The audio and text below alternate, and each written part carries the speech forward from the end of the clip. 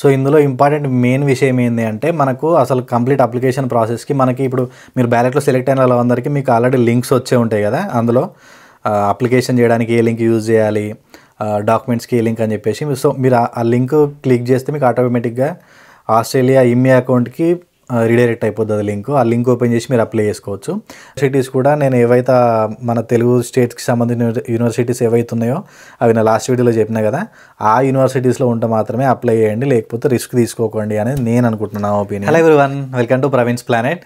So first of all మన Australia mates ballot వీసాలో select అయిన వాళ్ళందరికీ కంగ్రాచులేషన్స్.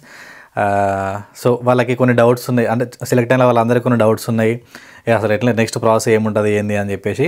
దానికంటే ముందు ఒక చిన్న విషయం చెప్పాలి మీకు. అదేంటంటే చాలామంది మెసేజ్ చేశారు, బ్యాలెట్ క్లోజ్ అయినా కూడా చాలామంది మెసేజ్ చేశారు. సో నేను లాస్ట్ వీడియోలో అందరికీ అందుకే చెప్పానండి, మన ఛానల్ ఇన్స్టాగ్రామ్లో కానీ, యూట్యూబ్లో కానీ, ఫేస్బుక్లో కానీ మన ఛానల్ నేమ్ అనేది ప్రవీణ్స్ ప్లానెటే ఉంటుంది. సో మన ఛానల్ని సబ్స్క్రైబ్ చేసుకుంటే మూడింట్లో నేను ఏమైనా ఫాస్ట్గా అప్డేట్ ఇచ్చినా కూడా మీకు తొందరగా రీచ్ అవ్వడానికి ఛాన్స్ ఉంటుంది. ఇమీడియట్గా విత్ ఇన్ టైం అప్లై చేసుకుంటే మీకు లైక్ మీరు ఎలిజిబుల్ అయితే అప్లై చేసుకోవడానికి ఛాన్స్ ఉంటే అప్లై చేయొచ్చు, ఎలిజిబుల్ అయితే ఆ కంట్రీకి వెళ్ళొచ్చు. సో ఛాన్స్ ఉంటుంది కాబట్టి మీకు ప్రతి వీడియోలో మన ఛానల్ అయితే ఫాలో చేసుకోమని చెప్తున్నా. సో ఎవరైనా మన ఛానల్ని ఫస్ట్ టైం చూస్తున్నా, లేదంటే ఇంకా సబ్స్క్రైబ్ చేసుకోకపోయినా మన ఛానల్స్ని సబ్స్క్రైబ్ చేసుకోండి, ఇన్స్టాగ్రామ్, యూట్యూబ్ ఇవన్నీ. సో నేను ఇచ్చే అప్డేట్స్ మీకు ఫాస్ట్గా వస్తాయి, ఇన్ఫో కూడా ఫాస్ట్గా వస్తాయి. సో నీకు చెప్పినందుకు, నాకు ఇంత ఇన్ఫర్మేషన్ గ్యాదర్ చేసి చెప్పినందుకు నాకు మంచిగా అనిపిస్తుంది, మీకు కూడా బెనిఫిట్ అవుతుంది. సో అందుకనే చెప్తున్నా. సో ఇంకా మన ఛానల్లో అయితే ఫాలో కాకపోతే ఫాలో చేయండి, మీ ఫ్రెండ్స్కి కూడా షేర్ చేయండి, వాళ్ళకు కూడా హెల్ప్ఫుల్ అయింది. సో డైరెక్ట్ టాపిక్ వెళ్ళిపోదాం మనం. ఇంకా మన వాళ్ళు కొందరు సక్సెస్ అయ్యారు ఈ బ్యాలెట్లో. అయితే ఇందులో ఇష్యూ ఏంటంటే కొందరు, సో ఫస్ట్ ఆఫ్ ఆల్ దానికంటే ముందుకు ఇంకో విషయం చెప్పాలి మీకు. కొందరు ఏంటంటే మనకి నెగిటివ్ కామెంట్స్ కూడా వస్తాయి, అది ఇక కామన్ ఎక్కడైనా. కాకపోతే నేను ఒక ఇన్ఫర్మేషన్ గ్యాదర్ చేయడానికి మీకంటే ఎక్కువ ఆలోచిస్తాను. ఎందుకంటే ఒక విషయం చెప్పే ముందు నాకున్న రిసోర్సెస్ దగ్గర నుంచి నేను డేటా కలెక్ట్ చేసుకుంటా, కొన్ని గవర్నమెంట్ వెబ్సైట్స్ ఉంటాయి వాటి నుండి డేటా కలెక్ట్ చేసుకుంటా. సో అవన్నీ బేస్ చేసుకొని 1-2 సార్లు చూసుకొని మీకు కరెక్ట్ ఇన్ఫర్మేషన్ ఇవ్వడానికి ట్రై చేస్తే కరెక్ట్గా ఇస్తున్నా కూడా. సో ఇన్ కేస్ కొన్నిసార్లు మిస్టేక్ ఎక్కడైందంటే మనం ప్రాపర్గా వీడియో మొత్తం చూడక, లేకపోతే ఇన్ఫర్మేషన్ని కొంచెం డిఫరెంట్గా అర్థం చేసుకొని మీరు ప్రొసీడ్ అయ్యి, సో ఇట్లాంటి డిస్టర్బెన్సెస్ వస్తుంటాయి. సో అదంతా కాకుండా ఉండడానికి చెప్తున్నా అన్నట్టు. నాకున్న బయట రిసోర్సెస్ తోటి, వెబ్సైట్స్ తోని అన్ని ఇన్ఫర్మేషన్ గ్యాదర్ చేసి మీకు ఇన్ఫో ఇస్తున్నా. మీరు ప్రొసీడ్ అయ్యే ముందు ఏ అప్లికేషన్ అయినా సరే మీరు సపరేట్ కంట్రీ కోర్రి, అక్కడ బాగుంటుంది, వర్క్ వీసాలు ఉంటాయి, ఈ వీసాలు ఆ వీసాలు మంచిగా ఉంటుంది అని చెప్పేసి నేను ఎవరు కూడా చెప్తలేను, అసలు ఎంకరేజ్ చేస్తలేను. కాకపోతే ఉన్న వీసాల గురించి కానీ, ఉన్న ఆపర్చునిటీస్ గురించి కానీ మీకు క్లియర్గా ఎక్స్ప్లెయిన్ చేయడానికి ట్రై చేస్తున్నా. సో అది మీకు హెల్ప్ఫుల్ అయ్యిద్ది, బాగుంటుంది అనుకుంటే ఫర్దర్గా 1-2 సార్లు ఆలోచించుకొని ప్రొసీడ్ కాండి. So coming to this topic, like select అయిన వాళ్ళకి కొన్ని ఏంటంటే ఇందులో కొన్ని ఇష్యూస్ ఉన్నాయి. సెలెక్ట్ అయిన వాళ్ళకి కొందరు ఏంటంటే అందులో కొన్ని లైక్ మీకు ఎలా చెప్పాలి, వాళ్ళు ఇచ్చిన ఎలిజిబిలిటీ క్రైటీరియా ఉంది కదా, సో దాంట్లో కంపల్సరీ మ్యాండేటరీ రిక్వైర్మెంట్స్ ఉన్నాయి కొన్ని. సో అవి ఉంటేనే మనం వీసాకి అప్లై చేయవస్తుంది. కొందరు ఏంటంటే 21 పాస్డ్ అవుట్ వాళ్ళు, 20 పాస్డ్ అవుట్ వాళ్ళు, 19 పాస్డ్ అవుట్ వాళ్ళు కూడా వేసిరు. సో అట్లాంటి మనం బ్యాలెట్లో అయితే ఎంటర్ అయిపోయినా, మనం బ్యాలెట్ పిక్ అయిపోయింది కావచ్చు, కానీ ఫర్దర్గా అప్లై చేసినాక అది వాడంతా క్లియర్ కట్గా 2 ఇయర్స్ లోపు ఉన్న వాళ్ళే అప్లై చేయాలని ఇచ్చింది కదా. సో మనం చేస్తే అది మోస్ట్లీ రాకపోవచ్చు ఇంకా, ఎందుకంటే చేసి కూడా వేస్ట్. అంత క్లియర్గా ఇచ్చిన తర్వాత చేసి కూడా వేస్ట్, మనం అనవసరంగా మనీ లాస్ అయిపోతాం. సో అదొకసారి చూసుకుంటే అసలు వాడు ఇచ్చిన రిక్వైర్మెంట్స్ ఏంది, ఐ మీన్ ఆస్ట్రేలియా గవర్నమెంట్ వెబ్సైట్లో వాళ్ళు ఇచ్చిన రిక్వైర్మెంట్స్ ఏంది, అసలు మనం దాన్ని కరెక్ట్ ఎలిజిబుల్ అవుతామా కామా, అసలు కంప్లీట్ ఏమేమి ఇచ్చినవాడు అనేది నేను ఒక క్లియర్ కట్గా మీకు పాయింట్ టు పాయింట్ నేను చెక్ చేసుకుంటూ వస్తాను, మీరు కూడా చెక్ చేసుకోండి ఒకసారి. సో ఇందులో నేను మెయిన్ నాకు ఇంపార్టెంట్ అనిపించిన కీ పాయింట్స్ మాత్రమే చెప్తున్నాను నేను. కంప్లీట్ వెబ్సైట్ మీకు వీడియో డిస్క్రిప్షన్లో ప్రొవైడ్ చేస్తా. సో మీరు ఒకసారి అది బ్రీఫ్గా చదువుకోండి.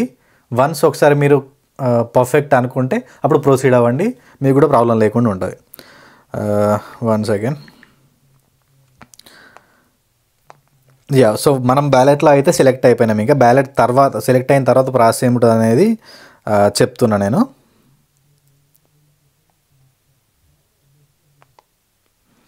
లాస్ట్ వీడియోలో చెప్పిన, మీరు ఒకవేళ మిస్ అయి ఉంటే చూడండి కొన్ని కీ పాయింట్స్. ఏది మనం అప్లై చేసే ముందు ఆస్ట్రేలియా బయటనే ఉండాలి, ప్లస్ పాస్పోర్ట్ ఒకటి తెలిసిందే మీకు, పాస్పోర్ట్ది, ఐఎల్స్ స్కోరు అవని చెప్పేసి. ఐఎల్స్ స్కోర్ గురించి కొందరికి డౌట్ ఉంది, అసలు ఏది ఉండాలని చెప్పేసి.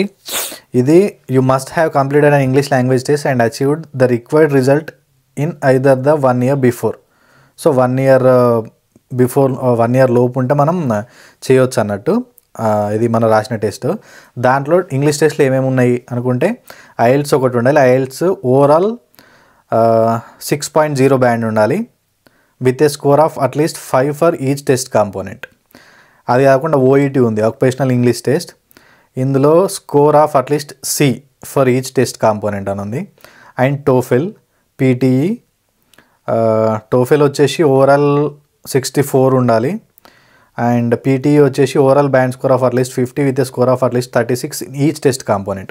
ఇది ఇంగ్లీష్ టెస్ట్కి సంబంధించింది. ఇది ఒకసారి చెక్ చేసుకోండి. 1 year లోపు ఉండాలి ఇదైతే.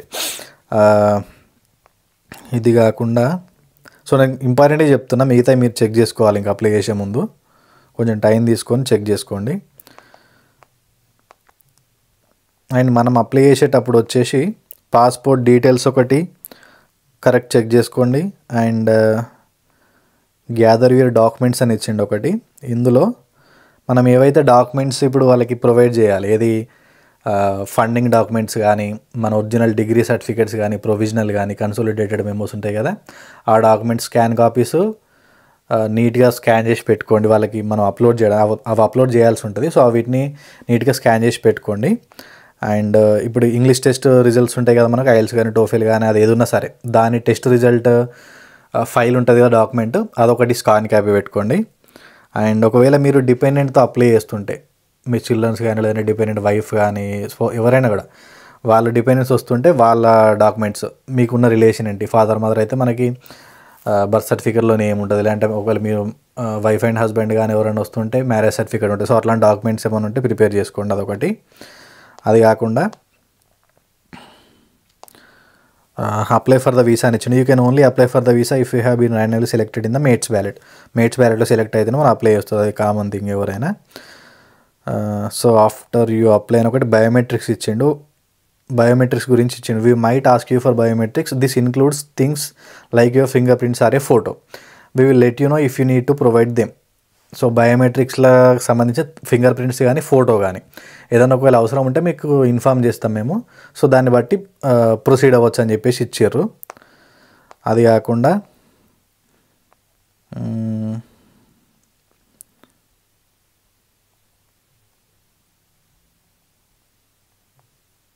ఒక్క నిమిషం.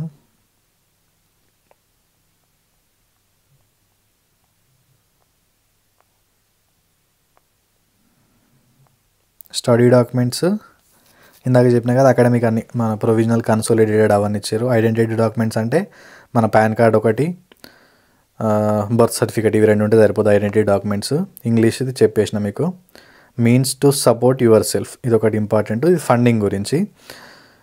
ఫండింగ్ గురించి వాళ్ళు 2 types ఇచ్చారు. ఒకటి ఎట్లా అంటే మీకు ఆస్ట్రేలియాలో ఉన్న వాళ్ళు ఎవరైనా జాబ్ ఆఫర్ ఇస్తేనేమో వాళ్ళ ఆఫర్ లెటర్ ప్లస్ అక్కడ నుంచి వాళ్ళు అది ఇచ్చే నంబర్ ఉంటుంది ఒకటి, ఎన్రోల్మెంట్ నెంబర్ అని చెప్పేసి అవి. సో మోస్ట్లీ ఇంతవరకు నాకు వచ్చిన మెసేజ్లలో అంటే మన వాళ్ళు అడిగిన వాళ్ళలో ఆఫర్ లెటర్ ఎవరికి లేదు. సో డైరెక్ట్ అందరు ఫండ్స్ వాళ్ళ ఓన్ ఫండ్స్తో వెళ్తారు కాబట్టి డైరెక్ట్ అదే చెప్తున్నా మీకు. If you don't have an employment offer you will need to show that you have enough money to support your stay. మీకు ఒకవేళ ఆస్ట్రేలియాలో జాబ్ ఆఫర్ లేకపోతే మీరు అక్కడ ఉండడానికి మీ ఓన్ ఫండ్స్ చూపించుకోవాలి. This is usually about $5,000 Australian for your initial stay. So $5,000 చూపించాలి. కాకపోతే ఇందులో వీళ్ళు ఏమన్నారంటే మనం అప్లై చేసే డేట్కి 3 months ముందు నుంచి 5,000 చూపించాలి అని చెప్పేసి ఇందులో మెన్షన్ చేసిరు వాళ్ళైతే. సో మనకైతే మనం బ్యాలెట్ సెలెక్ట్ అయితేనే మనం అప్లై చేస్తాం, కానీ అంతకుముందు మనం బ్యాలెట్ వస్తుంది చేస్తామని మనం ఎట్లా ఫండ్స్ మెయింటైన్ చేస్తాం చేయం కదా. సో అదొకటి చిన్న డిస్టర్బెన్స్ ఉంది. అది మీరు ఎవరన్నా ఇంకా క్లారిటీగా తెలుసుకుంటా అంటే తెలుసుకోండి ఎవరినన్నా, లేదు అంటే చూడాలి ఇంకా మరి మీకు ఇలా మేనేజ్ చేస్తుందా మరి మీరు, లేదంటే ఫండ్స్ ఇప్పుడు ఇవాళ నుండి మీరు ఇప్పుడు సెలెక్ట్ అయిన తర్వాత ఈ 1 month పీరియడ్ ఉంది కదా, ఈ 1 month ఫండ్స్ మెయింటైన్ చేయించి అప్లై చేస్తారా ఎట్లా అనేది ఒకసారి చూడండి. అది వాడు ఇవ్వడం అయితే 3 months ముందు నుంచి వచ్చింది కానీ 3 months ముందు నుంచి అది కుదరని పని అది. లేదంటే financial support from a government or a loan from a financial institution that is made to or held in, ఏదైనా లోన్ అట్లాంటివి చూపించినా నడుస్తుందని చెప్పేసి ఉన్నది. లేదంటే ఎఫ్డి కానీ ఎఫ్డి కూడా మెన్షన్ చేయలేదు ఇందులో. ఎఫ్డి ఇచ్చినా బాగుండేది, డైరెక్ట్ 5,000 ఎఫ్డి వేసి ఛాన్స్ ఉండేది. సో ఇది ఒకసారి ఎవరైనా ఇన్ఫర్మేషన్ మీకు ఇంకొకరైనా తెలిసిన వాళ్ళు ఉంటే తెలుసుకోండి ఫండ్స్ గురించి. అది కాకుండా సో మెయిన్ అయితే ఇవే. ఇంకా ఇందులో ఇచ్చింది ఏముందంటే మన డాక్యుమెంట్స్ ఒకటి, ఫండ్స్ ఒకటి, ఇంగ్లీష్ టెస్ట్ ఒకటి. ఈ డాక్యుమెంట్స్ అన్నీ మన అప్లికేషన్ ప్రాసెస్లో సబ్మిట్ చేయాలి. సబ్మిట్ చేస్తే వాళ్ళు అవన్నీ ఒకసారి చెక్ చేస్తారు, క్రాస్ చెక్ చేసి ఇంకోటి స్టెప్ 5 లాస్ట్ ఇది, you must be outside of Australia when we decide your visa application we will let you know our decision in writing. So మనం అప్లై చేసిన టైం నుంచి ఇంకా వీసా మనకు వచ్చే టైం వరకు కంప్లీట్ ఆస్ట్రేలియా బయటనే ఉండాలి పర్సన్ అయితే. If you grant the visa we will tell you your visa grant number, the date of your visa starts and your visa conditions. So once ఒకసారి మనకు వీసా అప్రూవ్ అయితే visa grant number ఉంటుంది, ఆ number ఒకటి మనకు పంపిస్తారు వాళ్ళు. And the date of your visa starts, మన ఎప్పటి నుంచి వీసా స్టార్ట్ అయింది. అండ్ వీసా కండిషన్స్ అంటే మనకి ఏ టైప్ ఆఫ్ వర్క్ వీసా ఇస్తారు, ఇది టెంపరీ వర్క్ వీసా అంటారు దీన్ని.